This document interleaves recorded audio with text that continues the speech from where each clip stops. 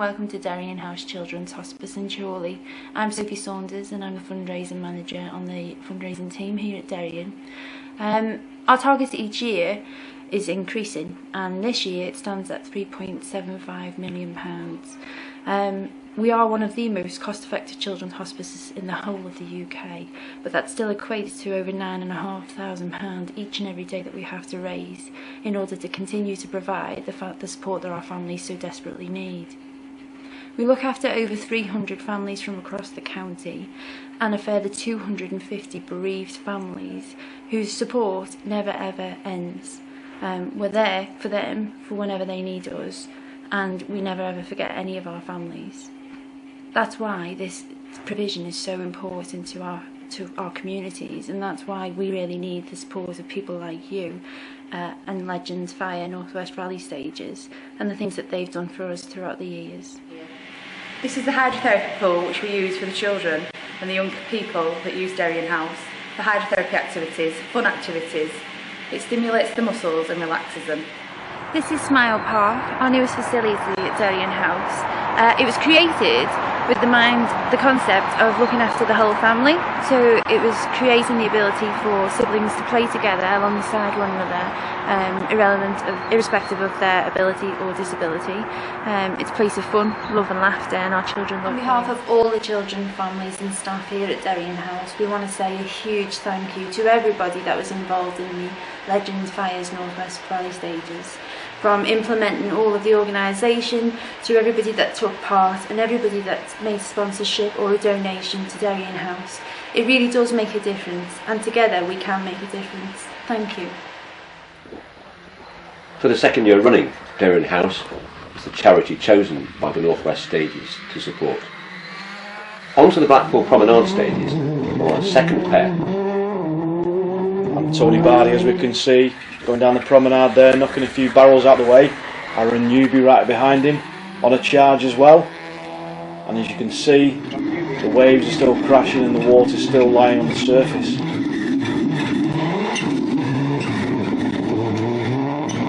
Aaron threads the new TEG car through all the barrels. Tristan Pye does exactly the same thing. Another self-prepared car, John Pye Motorsport. Here's the event leader now, Simon Boyne and Richard Robinson, tackling the promenade stage around about lunchtime on Saturday, heading towards the final chicane through the finish. Damien Cole and Paul Morris continuing the lead with the two-wheel drives. Hard work, a very powerful escort with not a lot of grip on the promenade.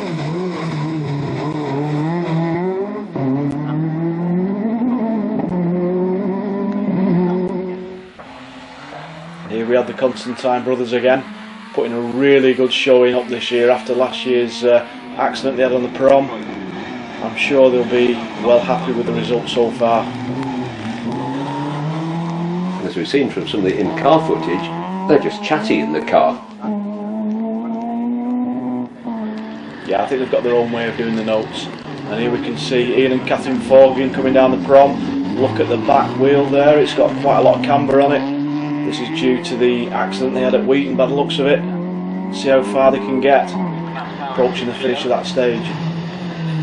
Alison Simpson with the LPG car with St John Dykes on the notes. One of three Clios in the event. Moving on to Fleetwood Prom now. Tony Bardi getting it sideways. That nice Ford Focus WRC, early WRC car, closely followed now by Aaron Newby, who just started the stage and will chase him over the hill. Aaron Newby on his second lap now.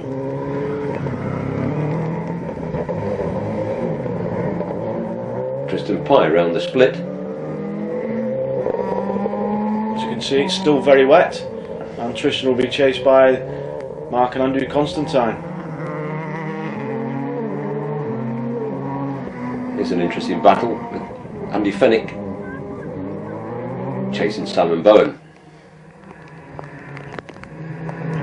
As you can see there's sand on the top of the wall, so obviously there's sand on the surface, which makes it even more slippy. Andrew Varley in one of the two Escort Cosworths, and a spin from Ian Forgan. The weakened rear wheel succumbs and he goes no further. Back onto Wheaton Barracks again. There's Aaron Newby. Really on the limit there. Very nicely driven around that corner. Here's the rally leader again. Simon Boyne and Richard Robinson. And the Subaru Impreza WRC. Nice tidy line through there.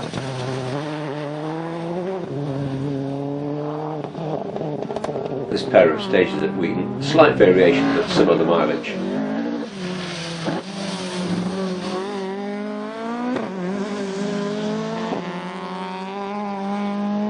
Constantine's chase the Escort. Moving on to Lytham Hall now for the last stage through Lytham. As you can see, it's a lot better conditions than it was last night, even though it would be slippy. A very tight stage through the parkland here. Trees very close. A bit too close for comfort for some. Chicken Pie. Andrew Faulkner all the way from Inverness on the notes.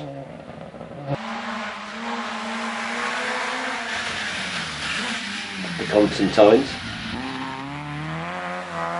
This stage really suits little powered cars, small powered cars like the Corsa. And here's Damien Cole in the Mark II Escort, sliding his way through Lytham Hall. Very greasy conditions would prove to be very difficult for some. Tony Bardi with Neil Coleman on the notes, continuing his charge.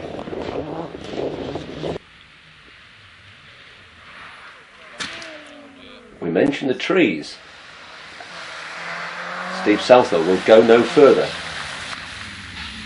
Lytham Hall trees 1, Steve Southall 0. Steve Bethwaite and Anne Forster taking a little bit more cautiously.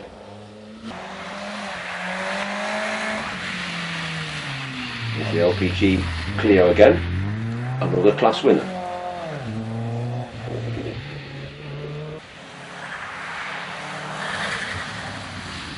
John Trenholm had damaged the front wing. Not with his wife Alison this time. How is it going? Slowly. We just trickled through Lytham then, you know, we didn't take any risks at all now, we're just trying to control the job. We've got a nice little lead, so just let's not do anything daft. Second at the moment overall. It's really good. You've pretty much maintained that, albeit with a brief lead this morning. Yeah, you know, Simon's got a fairly good lead on us now. He's rapid through Wheaton, he's taking chunks out of us. Whereas we just took it cautious through the prom, got through the chicane, we dropped a bit more there.